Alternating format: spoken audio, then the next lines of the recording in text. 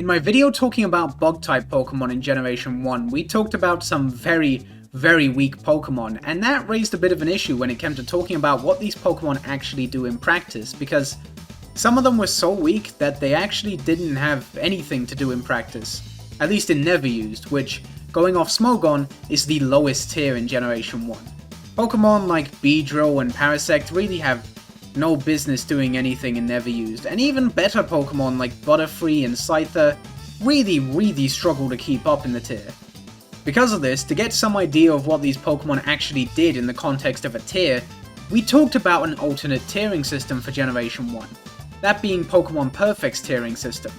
While Smogon has 3 tiers, Overused, Underused, and Never Used for Generation 1, Pokemon Perfect had 6. It had 1U and 2U, which mimicked Overused and Underused, but below that, it had 3U through 6U, all of which were completely unique. And let me tell you, once you hit 6U, the power level is very low. There aren't any Psychic types even left to be in the tier. It was ruled by Machamp, Kabutops, and Butterfree, and the strongest Psychic in the tier actually belonged to Butterfree. However, what if we could go even lower? A tier below 6U, where the power level is so low that mons that don't even stand a chance in 6U, like Beedrill and Hitmonchan, can find a home. A tier where the power level is so low that there are only 3 Pokemon that can learn Psychic, and 2 that can learn Hyper Beam. A tier where the power level is so low that there are only 5 fully evolved Pokemon in the entire game left. A tier where the power level is so low that the number 1 scariest Pokemon in the tier that every team needs, and every team needs to look out for, is this dumbass. Welcome to RBY 7U. Now, before I talk about the individual Pokemon, I just want to touch on the nature of 7U, because I don't want people to get the impression that they can just hop on Pokemon Showdown and expect to be playing 7U with randos within a couple of minutes. That's unfortunately not the case, and it's really just how it is for lower tiers when it comes to past generations of Pokemon. You won't find anything about 7U on Pokemon Showdown or Pokemon Perfect. 7U is a very niche tier, and it's really a community effort from lower tier enthusiasts and very talented RBY players, such as Volk. Volk is a very experienced RBY player and Smogon contributor, and this video would not have been possible without him. He was a massive help in making this video because he's infinitely more familiar with 7U than I am, and he answered a lot of my questions and provided me with some of the little documentation that there is for 7U, so massive shoutouts to him. So if you really want to play 7U with someone, I would recommend asking in the RBY Discord, or showing a friend the list of legal Pokemon, and just asking if they want to play. That's probably your best bet, to be honest. Just for reference, here is a list of every legal Pokemon in the 7U tier. There are currently 52 legal Pokemon.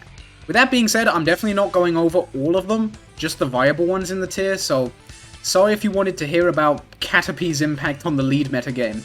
You won't find it here. With all that being said, it's time to talk about the individual Pokemon that make 7U as fun of a tier as it is.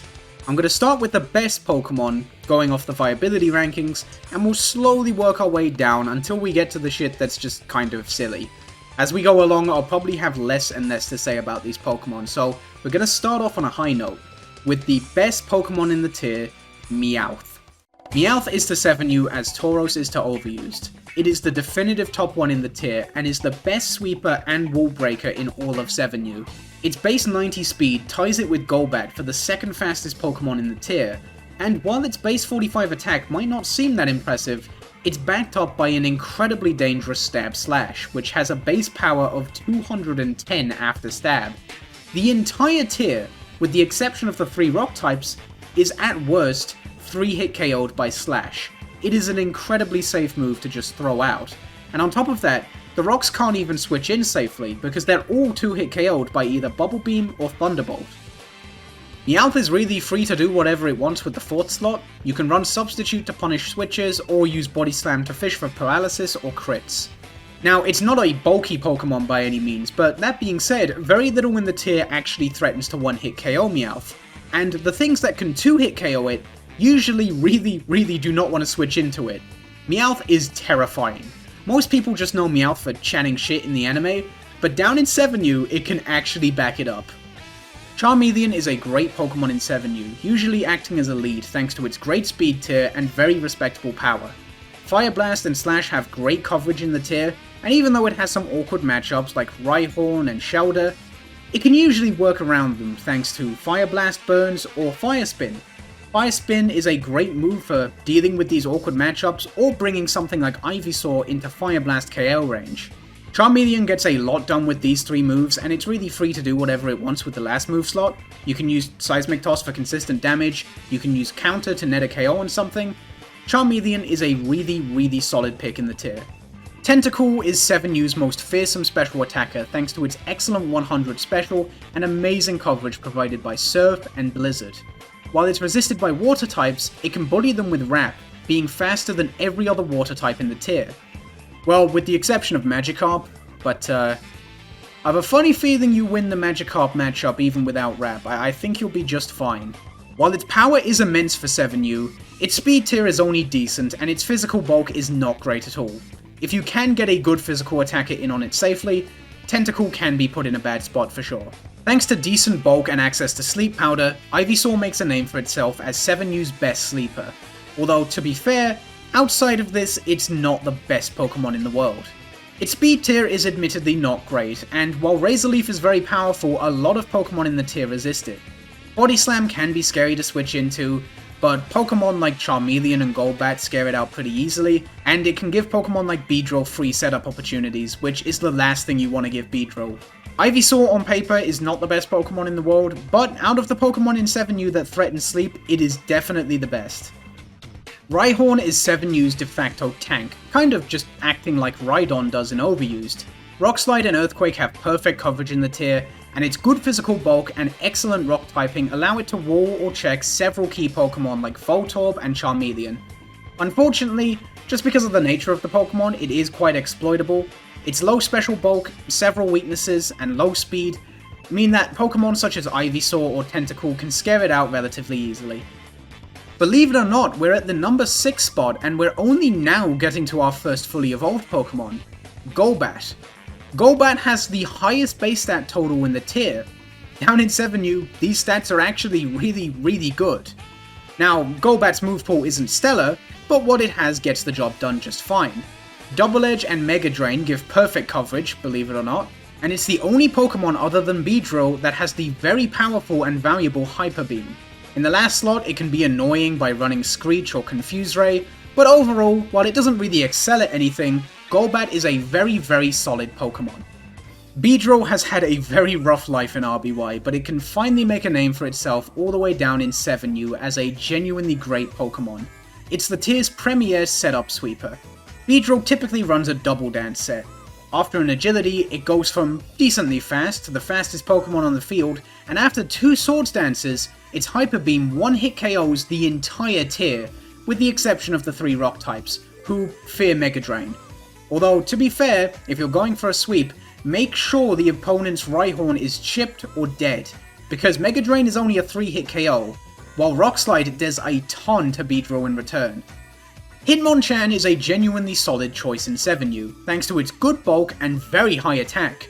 105 attack is the highest in the tier, and Hitmonchan does a lot with it. Submission and Body Slam provide perfect coverage in the tier. No ghost types, none at all. For the last 2 move slots, you have a decent choice of options like Ice Punch, Agility, or Counter, depending on what you want to do or what your team needs. Also, Hitmonchan's submission is notable because it's one of the few attacks in the tier that outright one-hit KOs Meowth, which is very valuable if you can pull it off. Hitmonchan does have some notable issues, like having to rely on the unreliable submission for stab, struggling to deal with a few specific Pokemon, and its poor special bulk, but overall it's a very solid pick. It's probably the weakest of the core Pokemon in 7U. Everything weaker than Hitmonchan is getting into niche territory. Getting into the more uncommon picks below Gatekeeper Hitmonchan, we have Voltorb. Voltorb has some very valuable traits like Stab Thunderbolt, Thunder Wave, which is quite rare in 7U, and Explosion. However, its best trait is probably its speed stat of 100, the fastest in the tier. This can potentially save your ass against something like a Meowth sweeping in the late game, stopping its sweep with Thunder Wave or Explosion, although keep in mind, Explosion will never one-hit KO Meowth from full without a crit. It does a maximum of 95%, so If you don't have any prior chip damage, you might want to go for Thunder Wave instead, even if you're going to die afterwards. Voltorb does have some pretty key issues though. Namely, it's stonewalled by some very common Pokemon like Ivysaur or Rhyhorn. All it has to hit them are an incredibly weak takedown or toxic for Rhyhorn. Overall, it's flawed, but what it brings to the table is very valuable. By 7U standards, Clefairy has an incredible move pool with Stab Body Slam, Bolt Beam coverage in Thunderbolt and Blizzard, and even Psychic. However, the stats don't really back it up. Clefairy's damage output isn't that high, and its speed is terrible. Unfortunately, Clefairy is really best off as a utility mon, and at that it's decent. Having Thunder Wave is very nice, and Sync can potentially save you in a tough situation. Clefairy brings some valuable utility in 7U, but you really wish it brought a little more than that. Nidorino is kind of like the offensive counterpart to Clefairy. It has similar offensive coverage, but it lacks any of the utility, not having Thunder Wave or Sing. Being able to run 4 attacks is nice, because you've got some options for that last move slot. Double Edge is a good solid hard hit on a lot of Pokemon, Double Kick is nice because it smacks normals a little bit harder, and you could also go for Bubble Beam, which hits Rhydon a little bit harder, and notably one-hit KOs Geodude, while Blizzard fails to. Nidorino is decent, but it's not much more than that. It's got a decent speed tier, but it's not that fast, and it's got good offensive coverage, but it's still not that strong. It's a solid Pokemon that can do some decent damage with good prediction.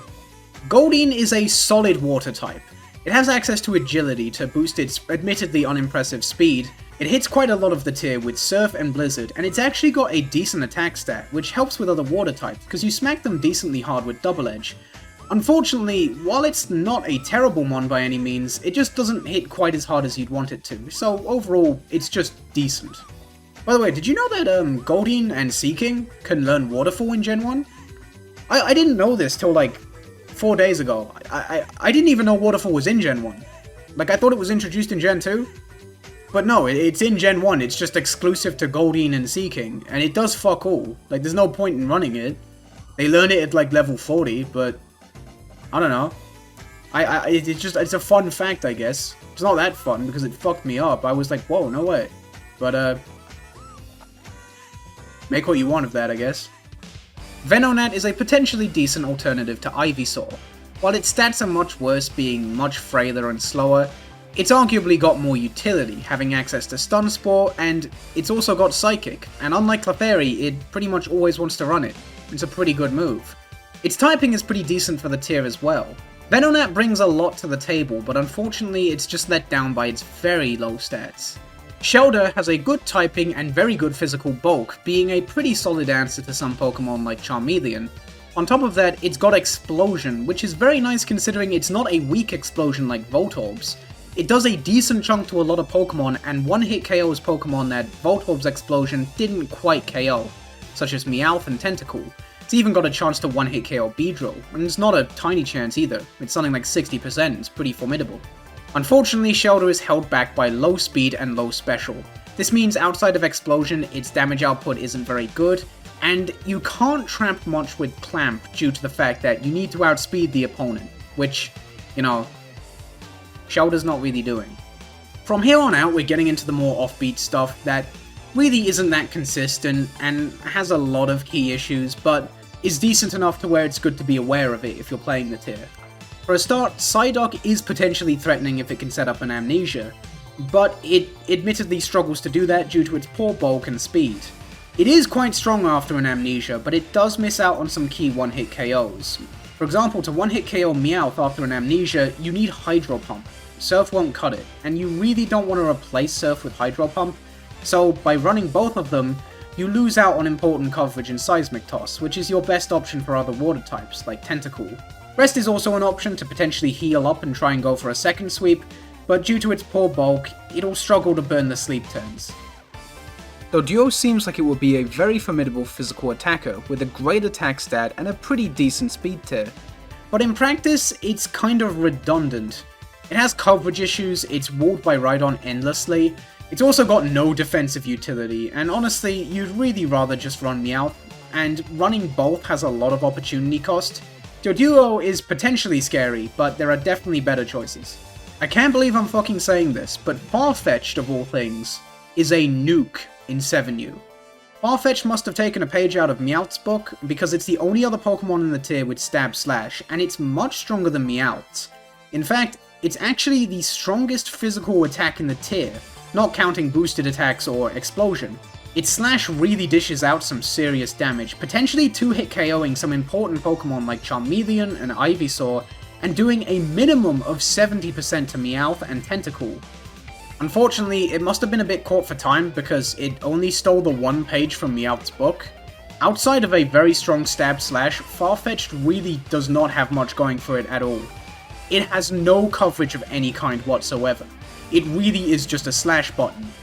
If you can somehow set up an agility, that's good. If you can set up a Sword Stance, you could go for Body Slam instead of Slash, which is a bit stronger and has that paralysis chance, but Farfetch'd is a really, really linear mon.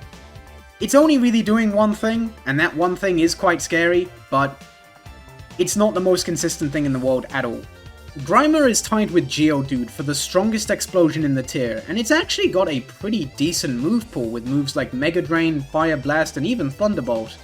Unfortunately, while it's got a good move pool, it doesn't really have the stats to back it up, and it lacks any kind of reliable stab. It's also very slow, so it can get bullied hard by a lot of much better Pokemon.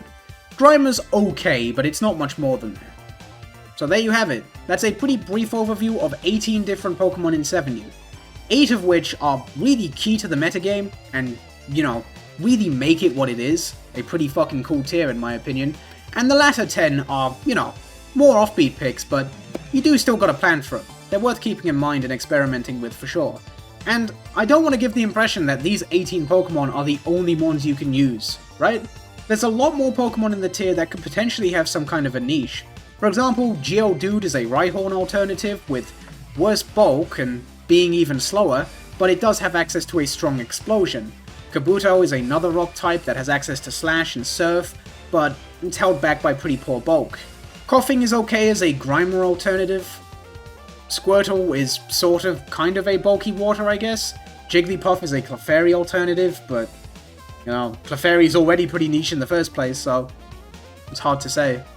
I think some people who wouldn't know better might look at this tier and go, these mons are all so bad, how is this tier any fun, this sucks. But no, I've played a bit of 7U with my friends, and sure, we didn't have the best idea of the metagame at the time, but we had fun. It's more fun than you might expect, and it's genuinely a really healthy metagame. I can't recommend it enough, and again, if you want to play some for yourself, it might be worth your time poking around in the RBY Discord, or again, just hitting up your friends and being like, hey, check out this garbage. You want to use some of that? Yeah? That looked like fun to you?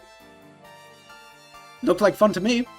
And then I went and had some fun, so who knows? Maybe you'll enjoy it as much as I did. By the way, guys, if anyone wants to play RBY 8U with me, then hit me up. I'm thinking I'm about to break this metagame wide open. You know, I've been running lead Metapod for a while, but I really think lead Kakuna is the new wave. I think I'm onto something here.